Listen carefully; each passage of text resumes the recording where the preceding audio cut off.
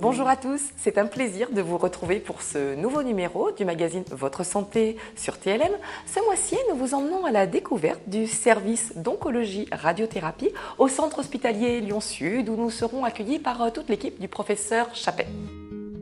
Bonjour professeur Olivier Chappet. Alors pour planter un petit peu le décor, est-ce que vous pouvez nous présenter brièvement le service de radiothérapie oncologie dans lequel nous nous trouvons ? Oui, alors c'est un service qui prend en charge des patients adultes, tout type de pathologie, thoracique, ORL, urologique, gynécologique. Donc toutes les pathologies d'adultes cancéreuses sont prises en charge dans ce service. On fait des traitements par radiothérapie externe, c'est-à-dire avec un accélérateur de particules qui va envoyer un rayonnement pour traiter la tumeur au sein du patient. Et on fait aussi de la curithérapie qui consiste à mettre en fait des sources radioactives qui vont être directement au contact de la tumeur pour la traiter. On traite autour de 1700 nouveaux patients dans le service chaque année. Votre service fait partie de la plus grosse structure de cancérologie au niveau de la région Rhône-Alpes et il s'agit d'un service qui est totalement intégré. Qu'est-ce que cela signifie concrètement ? Effectivement, il y a une prise en charge totalement intégrée du patient et ça c'est un point qui est vraiment important.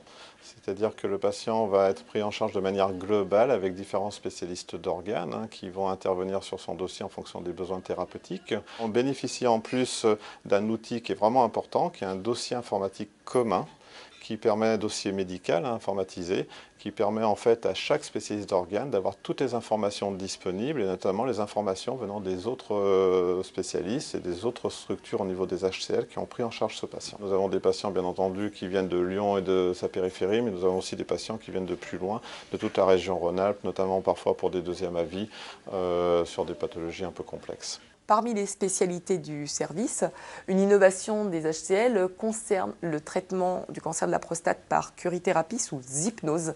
Pouvez-vous nous expliquer de quoi il s'agit ? La curithérapie est un traitement qu'on peut proposer dans les cancers de prostate. C'est sur des formes pas trop avancées, pas trop évoluées de cancer. Et depuis maintenant 3 ans, mais bientôt 4 ans, en fait, on a décidé de développer l'hypnose. Ça s'intégrait dans une logique, on avait été dans les premiers à développer la curithérapie de prostate en ambulatoire. Et pour faciliter cette prise en charge ambulatoire, en fait, l'hypnose était vraiment adaptée. Donc la démarche au départ a été celle-ci, et puis on s'est très vite aperçu en fait, qu'il y avait vraiment un intérêt aussi pour les patients en termes de vécu même de leur traitement, et c'était un point très important. Oui. La radiothérapie consiste à traiter les tumeurs dans les zones à risque de récidive tumorale. Rappelons que le principe est d'envoyer un faisceau d'irradiation afin de délivrer une dose de radioactivité de manière répétée. Le traitement varie classiquement de 1 à 8 semaines, à raison d'une séance par jour et de 5 jours de traitement par semaine. Plus de la moitié des patients ici sont traités en modulation de fréquence, c'est-à-dire qu'ils bénéficient d'un repositionnement des faisceaux avec une haute précision. Un calcul de dose en modulation est ainsi réalisé pour les patients en ayant besoin. Bonjour Dr Mélanie Deberne. Alors, qu'est-ce que la radiothérapie conformationnelle en modulation d'intensité ? Alors, c'est une technique de radiothérapie qui s'est développée au cours des années 2000 et qui a permis d'améliorer considérablement la distribution, la délivrance de la dose, tout en améliorant la tolérance aiguë et tardive des traitements. Donc ici, en radiothérapie à Lyon-Sud, on a 4 accélérateurs qui font la radiothérapie conformationnelle par modulation d'intensité. Pour ce faire, la machine doit être équipée d'un système qu'on appelle un collimateur multilame. Le système de collimation, c'est ce qui délimite la taille du faisceau. Et on a jusqu'à 120 lames qui vont bouger pendant l'irradiation, ce qui va donner en fait des faisceaux qui vont être hétérogènes, donc qui sont modulés en fluence, en intensité. Donc les organes à risque, on connaît nous leurs contraintes de dose maximale, moyenne, à ne pas dépasser pour éviter les toxicités aiguës ou tardives. Et donc tout l'objectif de la radiothérapie, c'est de délivrer 100% de la dose sur les volumes tumoraux, tout en réalisant une épargne maximaliste des tissus sains autour. Quels vont être concrètement les bénéfices pour le patient de cette radiothérapie conformationnelle en modulation d'intensité ? Alors le bénéfice, ça a considérablement amélioré la tolérance aiguë et tardive des traitements parce qu'on délivre beaucoup moins de doses aux tissus sains environnants. On peut également traiter de façon plus précise des tumeurs qui sont proches des structures nerveuses, des organes à risque ou des structures oculaires, par exemple les nerfs optiques. Le service de radiothérapie est impliqué dans beaucoup d'essais cliniques. Quel type d'essais cliniques réalise-t-on en radiothérapie ? Donc ça peut prendre plein de formes différentes, soit en utilisant une amélioration de la technologie de radiothérapie, On peut faire des escalades de dose, c'est-à-dire augmenter la dose pour essayer d'augmenter le contrôle local. On peut également modifier le fractionnement de la radiothérapie, c'est-à-dire par exemple baisser le nombre de séances, notamment chez les sujets âgés et gériatriques plus fragiles. Également des essais qui visent à préserver certains organes pour éviter une chirurgie mutilante. Et on a également bien sûr tout l'aspect de radiosensibiliser la tumeur, c'est-à-dire d'augmenter la sensibilité de la tumeur, des cellules tumorales à l'irradiation, en y additionnant soit des nouvelles molécules, ça peut être par exemple des chimiothérapies ou des thérapies ciblées, ou encore plus dernièrement l'immunothérapie qui s'est beaucoup développée en cancérologie. Parmi les innovations au sein du service d'oncologie et radiothérapie figure la radiothérapie cérébrale. Comme on peut l'imaginer, il s'agit d'une zone où il faut être extrêmement précis, puisque le cerveau est l'un des organes particulièrement complexes de l'organisme. On a alors recours à la technique de stéréotaxie cérébrale, qui peut s'apparenter à un GPS de haute précision à l'intérieur même du cerveau. Bonjour, docteur Sami Horn. Qu'est-ce que la stéréotaxie cérébrale? Pouvez-vous nous en expliquer le principe?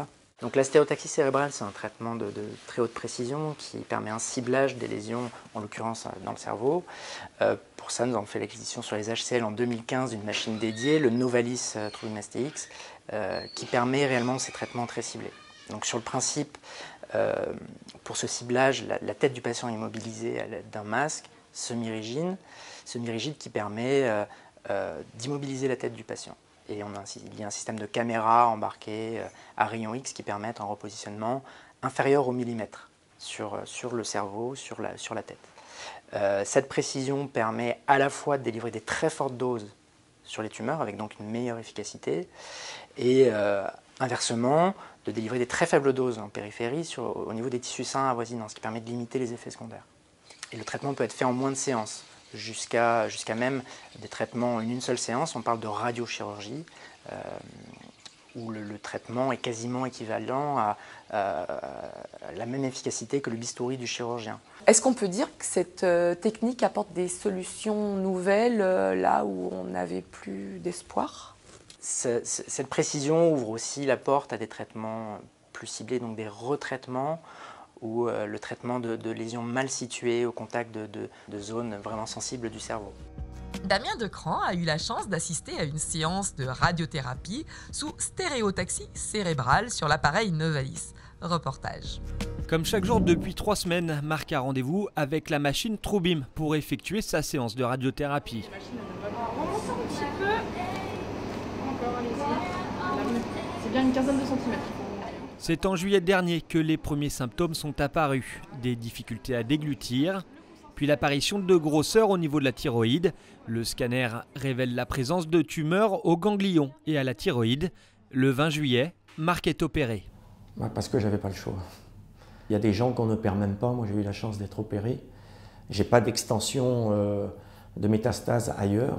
J'ai eu une ablation totale de la thyroïde, curetage ganglionnaire. Suite à ça, ils ont fait donc des prélèvements. Ces prélèvements ont détecté que j'ai été atteint d'un cancer, si je me souviens bien le terme, c'est anaplasique, qui est un cancer rare, sévère et relativement virulent.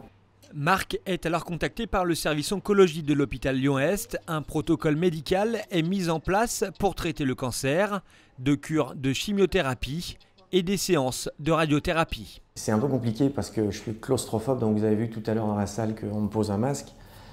Donc bon, ça nécessite quand même une accommodation à ce masque, quoi, surtout au début, donc là ça commence à aller un peu mieux. Qu'est-ce que ça me fait? Alors, moi je dirais que pendant le traitement, je ne ressens pas grand-chose. Vous avez vu, c'est assez rapide. Je ferme les yeux, et puis avec le masque, je ne peux pas tellement les ouvrir, donc je ne vois pas grand-chose. Mais bon, j'entends la machine qui tourne autour de moi, et je ressens des petits picotements, voilà, par moment, sur certaines zones, surtout sur la partie droite, puisque c'est là où sont concentrés les plus forts rayons. Depuis 3 à 4 séances, j'ai pas mal de douleurs au niveau de la gorge. Voilà, donc ça veut dire des difficultés à déglutir, des pertes de salive, des pertes de goût aussi. J'ai perdu le goût là, il y a environ une grosse semaine. Donc voilà, les médecins sont assez attentifs à tout ça parce qu'il ne faut pas que je perde de poids, bien entendu. Donc voilà, donc ils ont mis en place un traitement pour éviter les douleurs, qui marche plus ou moins en fonction des douleurs, ça c'est toujours pareil, mais bon, là j'en suis qu'au à peu près au tiers des séances. J'ai dépassé le tiers des séances, plus 2 à peu près. Les séances de radiothérapie vont donc se poursuivre pour Marc avec l'objectif de cibler chaque cellule tumorale encore présente. Le protocole s'achèvera fin février avec 4 nouvelles séances de chimiothérapie. Voilà monsieur, on a terminé, on arrive. Dans ce service de radiothérapie oncologie du centre hospitalier Lyon-Sud, comme dans tout hôpital public, l'excellence des soins prodigués est accessible à tous. En cela, on peut parler de pont entre la cause de la santé et la cause de la solidarité, s'appuyant sur des filières d'experts dans toutes les spécialités. Les dernières techniques médicales sont ainsi accessibles à tous, y compris aux personnes les plus démunies. Professeur Olivier Chappet, le service que vous dirigez est particulièrement bien doté, avec notamment un renouvellement de ses équipements aux 3/4 ces 4 dernières années, des machines de pointe. Pouvez-vous nous rappeler les derniers gros investissements des HCL dans tous ces équipements de pointe ? Nous avons eu la chance d'avoir un investissement très important des Hospices civils de Lyon sur ces dernières années, avec le renouvellement de 3 accélérateurs sur les 4 disponibles dans le service. Il est important de signaler que ces 4 accélérateurs peuvent faire de la modulation d'intensité et sont équipés de systèmes de repositionnement de précision qu'on appelle, nous, guidés par l'image, donc qui permettent une précision de l'ordre du millimètre dans le traitement des tumeurs. 60% des patients actuellement dans le service sont traités en modulation d'intensité et c'est un taux très élevé comparativement à l'ensemble des services de radiothérapie en France. Quels seraient aujourd'hui vos besoins? En quoi les gens qui nous regardent pourraient concrètement vous aider? Oui, donc comme vous avez pu le voir, on est quand même particulièrement bien doté en termes de technologie dans le service, avec vraiment des accélérateurs de pointe. Je crois qu'il y a un domaine dans lequel on peut être aidé, c'est la recherche. Vous avez pu voir qu'on a quand même de très nombreux protocoles qui sont ouverts, qui incluent des patients dans le but d'améliorer les traitements, que ce soit les résultats en termes de contrôle de la maladie, mais aussi de préservation, de protection des tissus sains. Pour ces protocoles, on a besoin notamment d'assistantes de recherche qui nous aident à piloter ces études au jour le jour, et notamment en contact direct avec les patients. Donc voilà, je pense que d'avoir un soutien financier pour ces assistantes de recherche clinique serait un point important pour nous. Notre émission est déjà terminée. Nous vous donnons rendez-vous le mois prochain pour une nouvelle émission au cœur des hôpitaux lyonnais, toujours avec la Fondation Hospices Civils de Lyon.